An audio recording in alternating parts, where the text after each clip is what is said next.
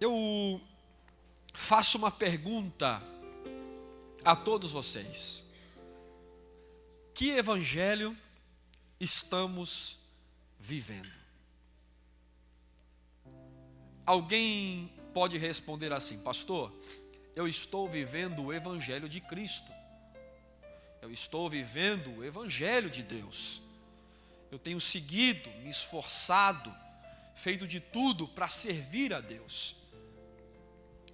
Só que existem pessoas, ou se não por que dizer, uma esmagadora maioria, que estão ainda perdidos, estão confusos, não alcançaram convicção do evangelho que está seguindo. É bem verdade que a grande maioria, quando vamos tratar de assuntos bíblicos, não conseguimos defender a fé, a salvação, o Espírito Santo. E se fôssemos perguntado por alguém, ou indagado por alguém a respeito da fé que nós cremos, que acreditamos, daquilo que nós temos como convicção para nós, às vezes nós não temos as respostas.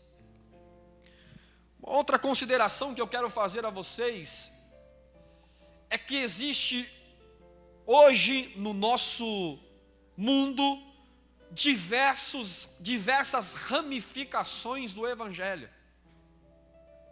Eu ponho no canal A, nós ouvimos um tipo de pregação. No canal B, um outro tipo de pregação. Desligamos a televisão e vamos para o rádio.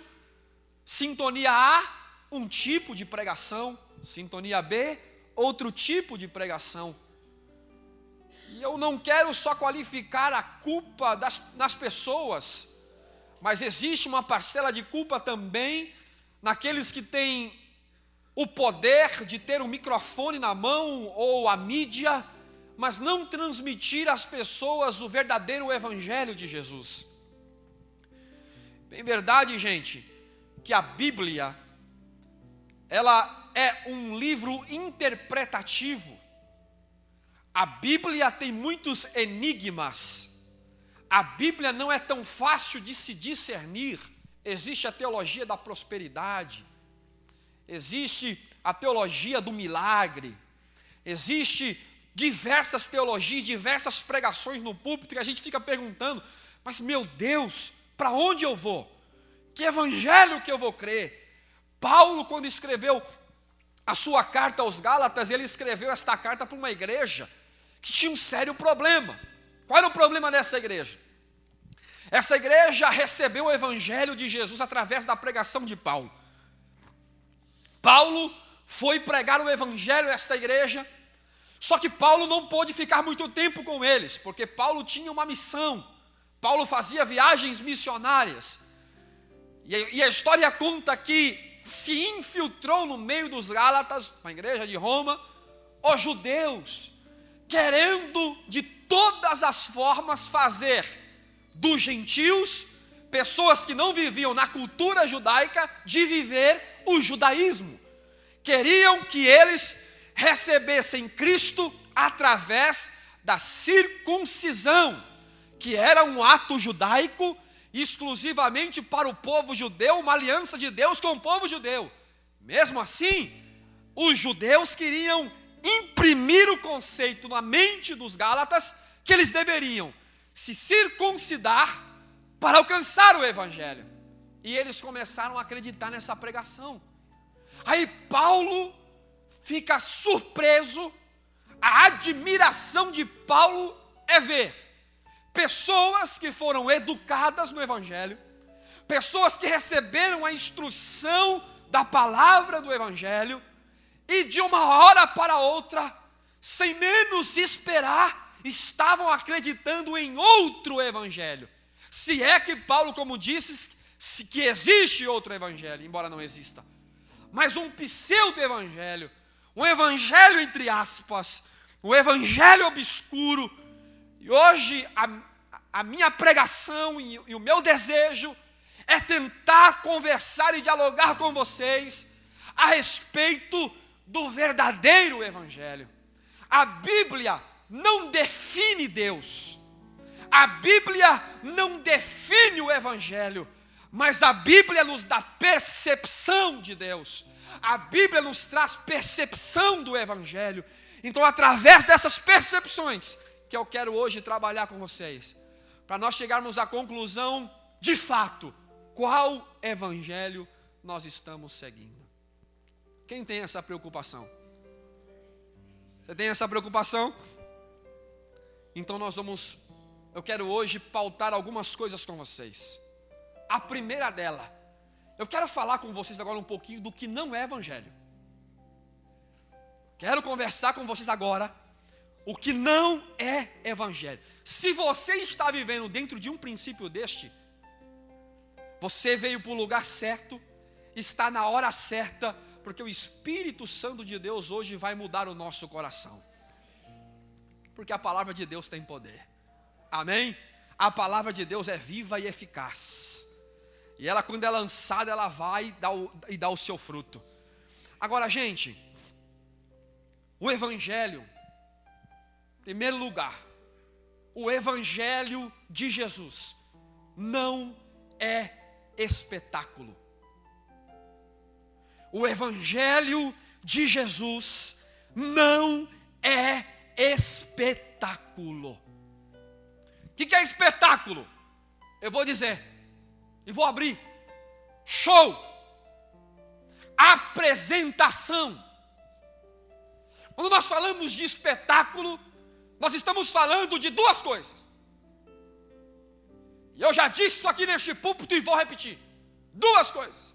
Primeiro, no espetáculo tem atores e telespectadores, ou espectadores.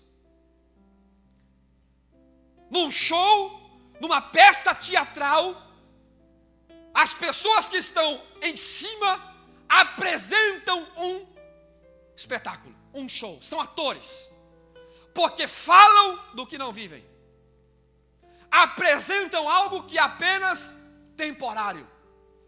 E quem está embaixo, os espectadores, estão esperando esse show.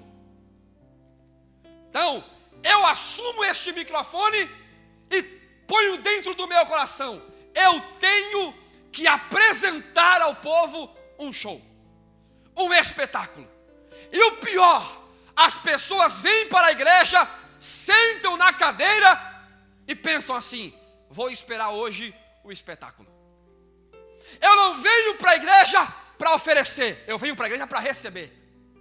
Eu não venho para a igreja para adorar, eu venho para a igreja para ser adorado. Eu sou o centro das atenções. Isso não é evangelho de Jesus. Eu faço uma pergunta aos senhores: por que quando há profetas, por que quando há artistas evangélicos, nós lotamos a nossa igreja? A pergunta que eu faço à nossa igreja hoje: por que quando tem estrelas e popstar do evangelho nos púlpitos, nós enchemos o templo? Por que quando a mensagem é triunfalista, quando a mensagem diz: você vai conquistar, você vai adquirir, você vai receber, você vai ser, você vai ter, nós damos ouvidos de bom grado? Por quê? Por quê? Porque nós estamos vivendo um evangelho de espetáculos, meus irmãos. Nós estamos na contramão do evangelho de Jesus. E por que as pessoas assim pensam? Vou dar dois motivos. Por que nós queremos espetáculo? Primeiro, porque todo ser humano adora novidade. Tem que inovar. Tem que fazer algo extraordinário, senão eu não vou lá. Nós vamos colocar bexiga na igreja, nós vamos enfeitar o pavão, nós vamos fazer um negócio, vamos fazer nós temos que impressionar, porque a primeira impressão é a que fica, então vamos impressionar. Vamos preparar um espetáculo, porque as pessoas querem novidade. Eu estou mentindo? Não. Agora, gente, eu não sou contra a novidade. Nós devemos inovar as atitudes, mas devemos manter os princípios. Só que nós estamos fazendo o inverso. Nós não renovamos as atitudes, não nos tornamos seres melhores, humanos melhores, mas nós queremos inovar os princípios. O que é mudar a atitude? Vou dar um exemplo. Quando eu comecei no Evangelho, isso desde o berço, meu pai crente, minha mãe crente, meus irmãos, meu pai pastor, nós frequentávamos uma igreja. Nós íamos para essa igreja, irmão, a única coisa que tinha na igreja, um microfone, um órgão, e todo culto começava assim, ó. Nós abrimos este culto em teu nome. Eu até sinto saudade. Mas, irmão, era todo culto. O instrumento de bateria na igreja, meu Deus do céu, era coisa do diabo, um troço barulhento.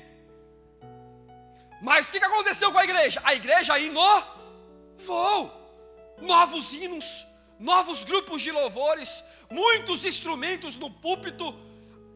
A mensagem inovou porque as pessoas evoluíram no raciocínio. Isso é bom? É. Só que eu sou contra de evoluir as atitudes e evoluir os princípios, querer inovar os princípios e mudar os princípios. O que é mudar os princípios? É omitir Hebreus 11. Hebreus 11 diz que pela fé homens venceram, mas também Hebreus 11 diz que pela fé homens foram cerrados ao meio. É dizer que pela fé eu posso conquistar, mas dizer que pela fé eu tenho que aceitar a perda. Isso não é mudar princípio. Agora as igrejas estão mudando o princípio. Muitos pregadores estão mudando o princípio. Eles dizem que quem tem Deus tem que conquistar. Por quê? Porque nós queremos inovação. Termino perguntando a vocês: que evangelho estamos seguindo?